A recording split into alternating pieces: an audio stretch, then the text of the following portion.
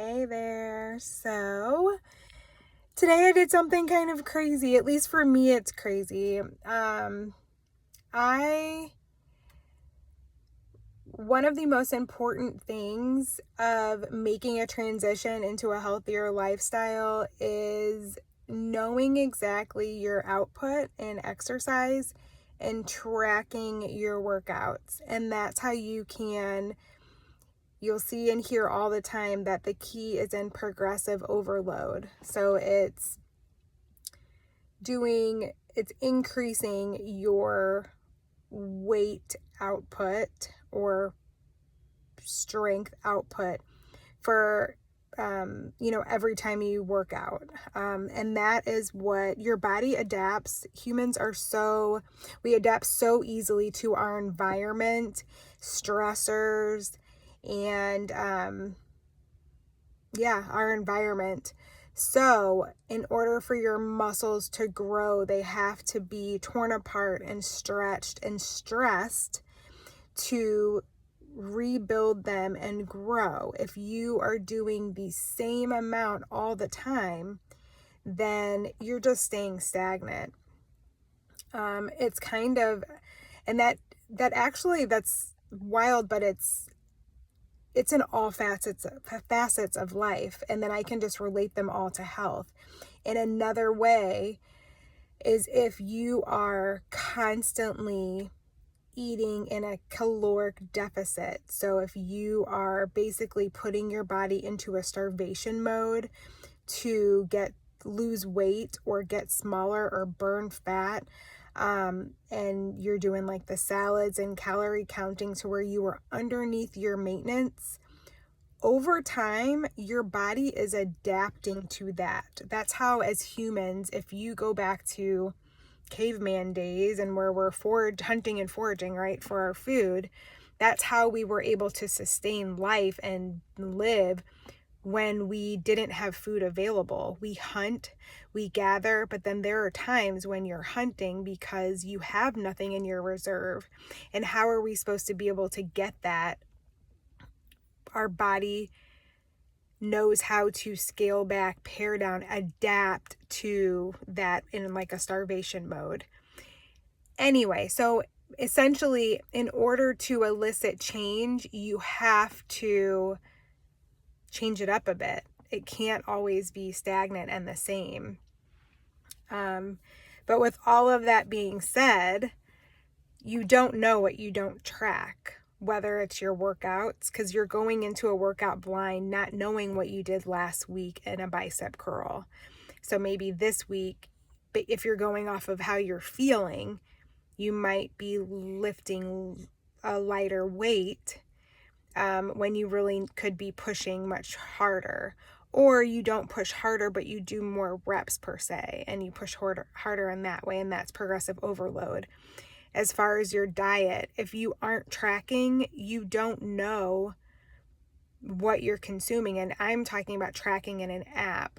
There's also other methods by using your palm or your fingers to measure your food that's appropriate for your body size, which is a good way if you don't want to go that route.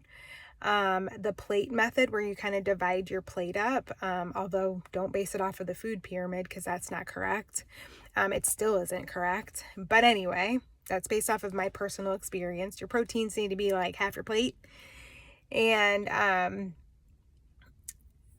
so I say all of that to tell you that after 15 months and some, because I'd already been tracking on my own I use Cronometer, which is a great app because I like that one. You can, even in their free version, you could scan a barcode and it inputs the food for you, which is so easy.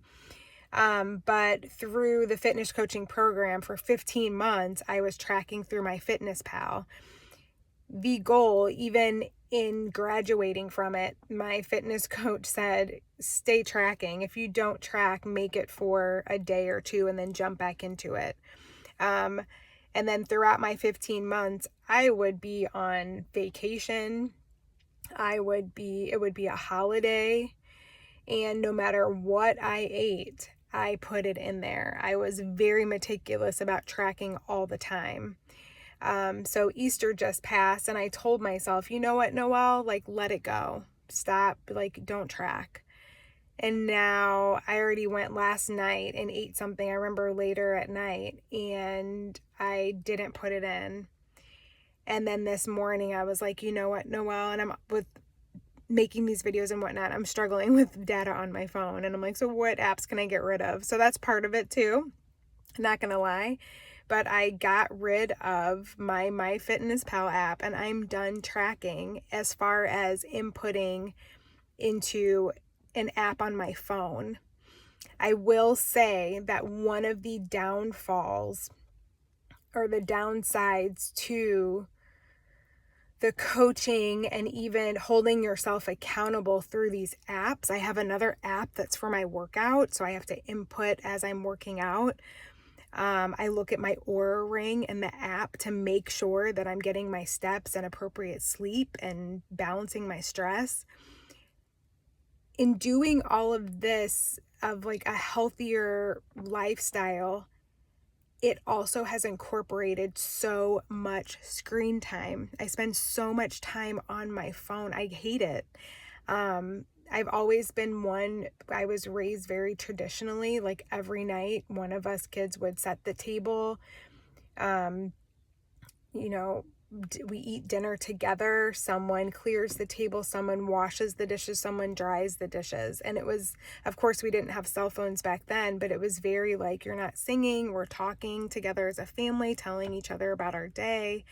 So with my little family now, for those of you who know, I'm a single mom. So it's me, my 17-year-old, and my 5-year-old at the table. And I've always expected like no phones at the table. Here I am whipping out my phone. Sorry guys, I have to do this, but I'm entering my food in and they don't know what I'm doing on there. To them, I'm just on my phone. I hated it. So from here on out, oh, and I have an app for my check-in pictures to do the comparison. That's an Instagram app. So there's just so much reliance on my phone. And that's also why I created the tangible version. You can download it if you go to my Instagram. I need to bring it over to YouTube. But go to my Instagram, flourish.wellness, same name as here, and download, print it off, my habit tracker. It's a booklet. So you have 12 weeks of habit tracking on there. I'm going to resort to just using that and stop using MyFitnessPal, and then maybe over time transferring some of the other things as well, maybe to where I won't even have my Oura Ring and or the weightlifting app Trainerize as well, and just use a piece of paper where I'm writing things down, and then also incorporate my gratitude and other things of that nature in a booklet instead of being on my phone all the time. So that's what I wanted to share with you today.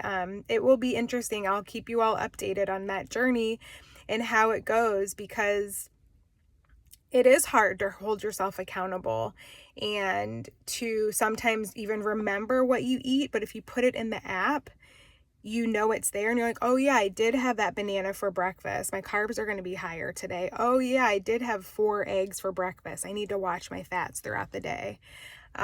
You forget that quickly sometimes. If a lot of us do a lot of mindless eating and not so mindful, but my goal moving forward is to have more mindful eating.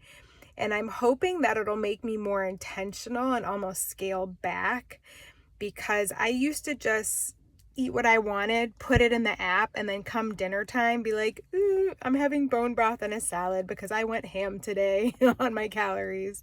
And it's not going ham, but it's like I just ate what I wanted within reason. I'm a pretty healthy eater. And then kind of making up for it at the end of the night.